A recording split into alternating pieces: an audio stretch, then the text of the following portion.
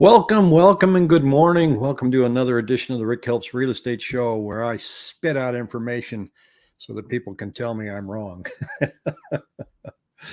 Well, in Arizona, it's raining again. I mean, come on, knock it off. I know we have a water shortage, but I'm kind of looking forward to a little bit of spring, especially since I'm planning on taking a week off and hanging out at the beach. It'd be nice if it's not cold. How selfish is that? And Tyler, thank you very much. I'm enjoying getting on and doing live again in the morning. And Jackie, hello to you. So it's kind of fun. It kind of keeps me on my toes. We're seeing interest rates not starting out having a good day. You can see here, if you look at this little thing on the bottom here, it kind of shows you where it's trending, and it says it's negative. So rates are on their way up, no doubt about it.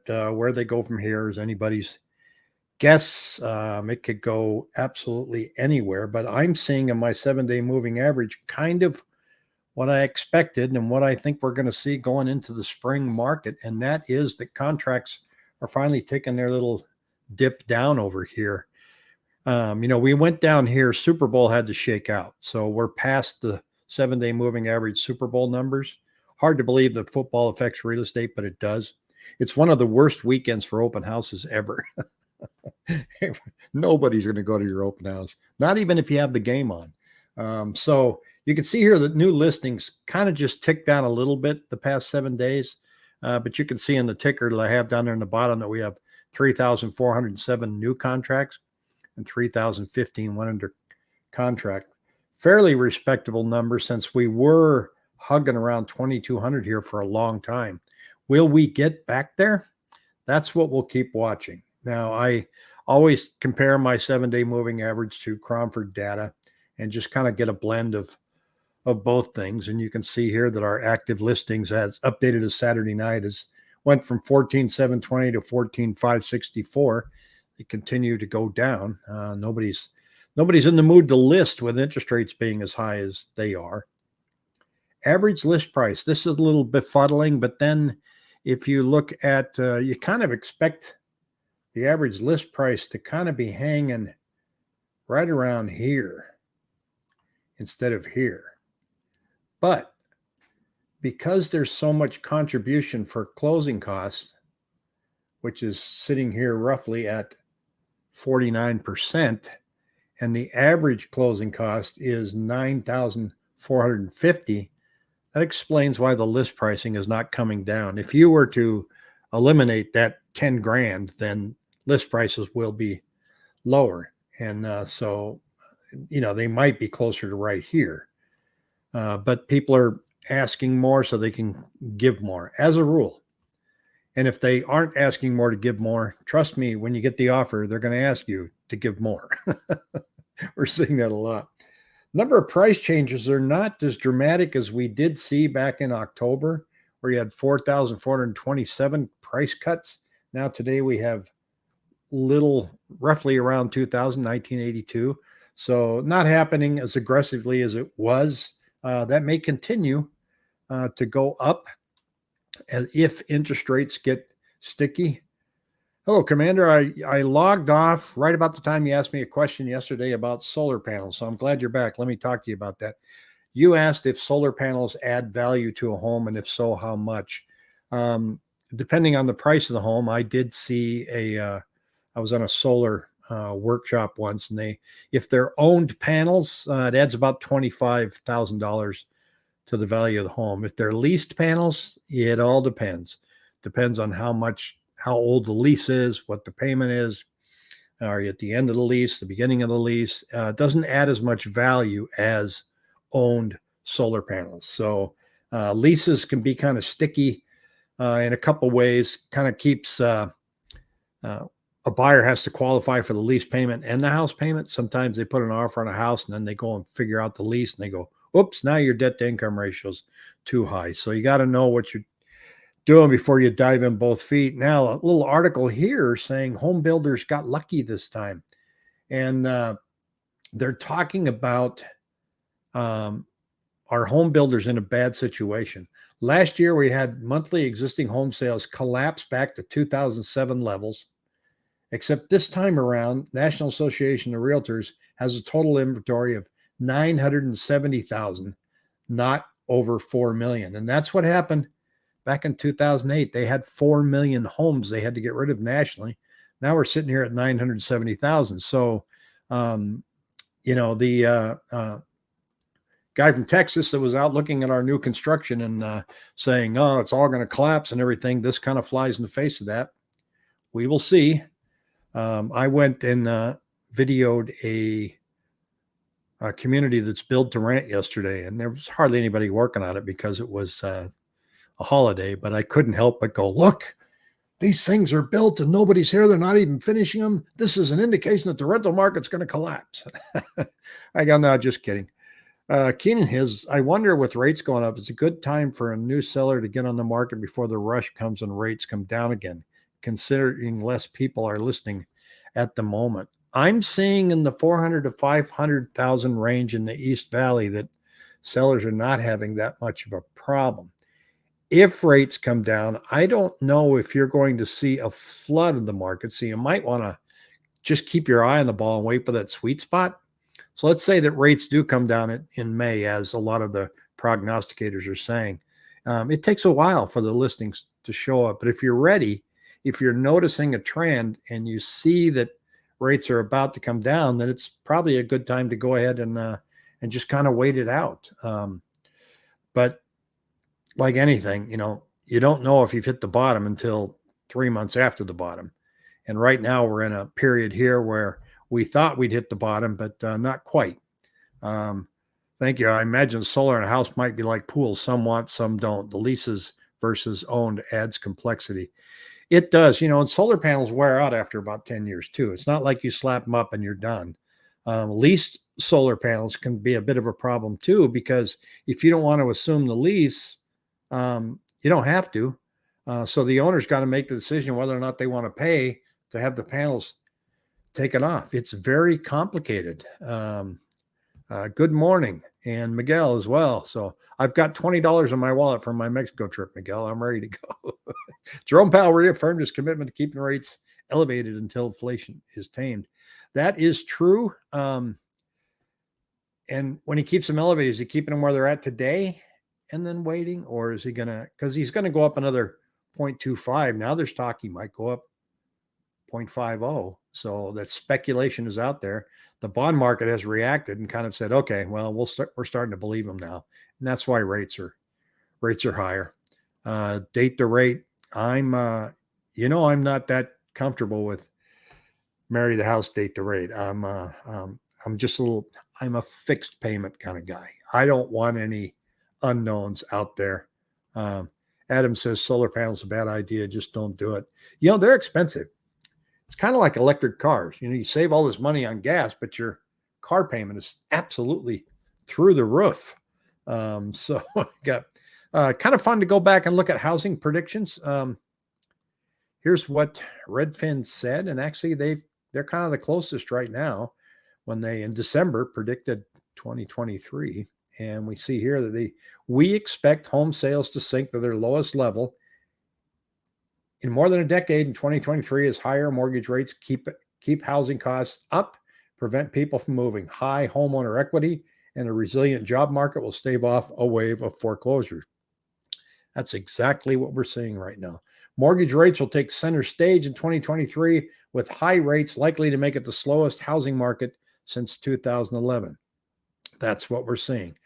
They go on to say our forecasts for mortgage rates, home sales, and home sale prices account for a range of outcomes for inflation, employment, and other macroeconomic factors, such as our predictions for those key housing metrics lead with the most likely scenario, followed by other possible outcomes that could happen if, for instance, better than expected inflation report results in an earlier or bigger than expected mortgage rate drop. Right now, we're not seeing that. So right now, prediction number one, they're saying home sales are going to fall to their lowest level. We're seeing that. He's saying down here, prediction two, mortgage rates will decline, ending the year below 6%. That could happen, but we're a long way for the end of the year. Prediction three, home prices will post their first year-over-year decline in a decade, but we will avoid a wave of foreclosures. That's kind of looking likely. Midwest, Northeast will hold up as overall market cools. The Midwest is rather resilient right now, no doubt. Rents will fall, and many Gen Zers and young millennials will continue to rent indefinitely. Oh boy. Builders will focus on multifamily rentals. Like I said, these build to rent things are getting kind of popular, but they are expensive. I will show that to you in a couple of days. I think you're able to save double. Say if you have a mortgage, you can save the same payment each month. Investor activity will bottom out in the spring and then rebound. I hope not. Investors have left the building, and if they come back, now you've got more competition out there. So I hope they've just moved on to other states. We're seeing that Open Door has cut back dramatically on what they're doing. Prediction number 8: Gen Zers will seek jobs and apartments in relatively affordable mid-tier cities. You're going to have to go to the Midwest, I guess. Migration from one part of the country to another will ease. And prediction 10: rising disaster insurance costs will make extremely client risky homes more expensive. Florida. More cities will follow Minneapolis YIMBY example to curb housing expenses. What does that mean? 2019 became the first major city to eliminate single-family only zoning for inspiration in keeping rental home prices under control. Early this year, they became the first metro area to see rents decline. Interesting. We'll have to follow that. Biden should pay for our solar panels instead of giving to Ukraine. I'm not going to get political here, but Biden doesn't pay for anything. You do. So you can always pay more on a mortgage or refinance in 5 years.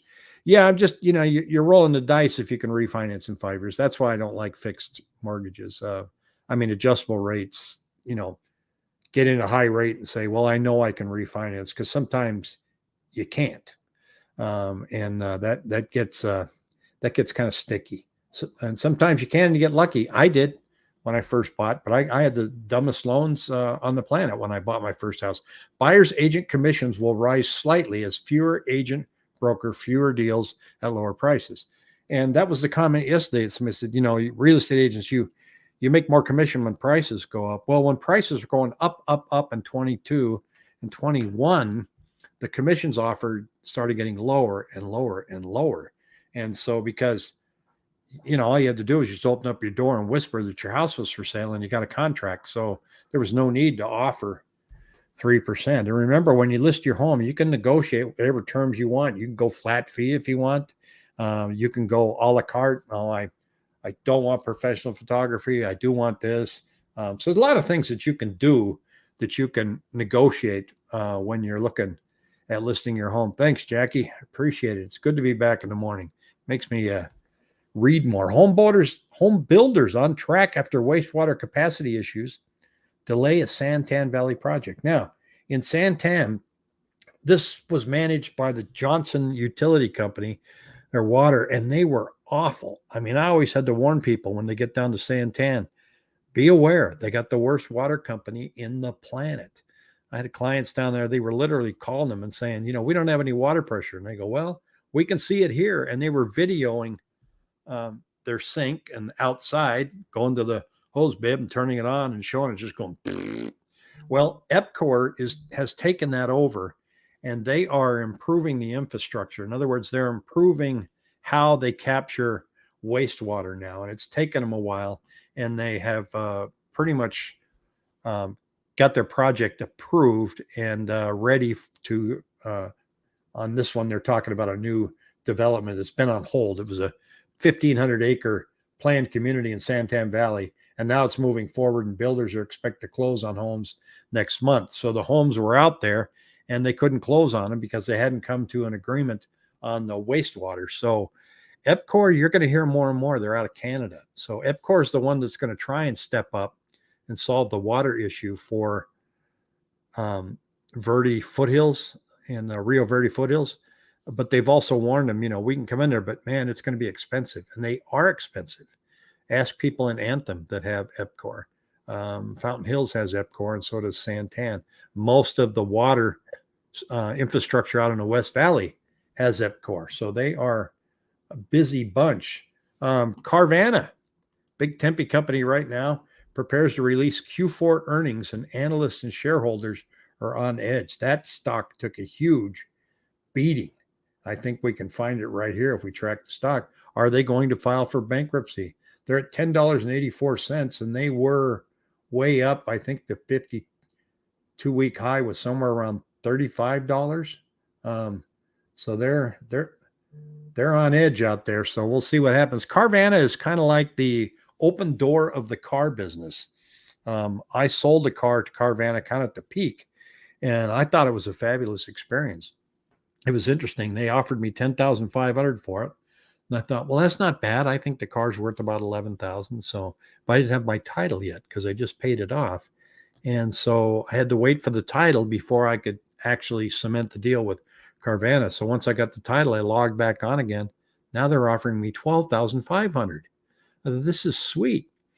And I asked the guy that worked there, how come it went up? He said, well, we're lowering our margins and we're offering more because we don't have enough inventory. Well, just like Open Door, they bought too many. Interest rates went up, having a hard time selling them. They're swimming in inventory. I looked at my truck and I just for giggles, I said, yeah, how much you give me for my truck? And they came back with, well, first of all, I'm looking online. It's worth anywhere from $10,000 to $14,000. I look at the market. They've reversed course, folks. They're going to offer me $3,500. Got notice yesterday, your offer has expired. Yeah, I'll bet it has. $3,500. It's a nice truck. Who are you kidding here? So I wasn't about to accept that offer. And some of the prices that they're asking on their site seem a little elevated to me. So I'm going to stick with my old bad boy there and not make any radical changes. So thanks for running at altitude. I appreciate it. The one thing funny about YouTube are some of these great names that we see on here, like YouTube, EWE. I think that one's great. Let's see. Jag says, I don't think 0.50, but 3 more 2.5s. Yeah, that could be. That could be. I think they're not coming down anytime soon. Let's see. I think I already covered that one. Let's see. Yeah, I got all the comments here. Well, folks, I'm going to go ahead and log off here. Everybody have a fabulous Tuesday. Enjoy the rain if that's your thing. We need the water. I get it. Have a great Tuesday. Take on the rest of the day.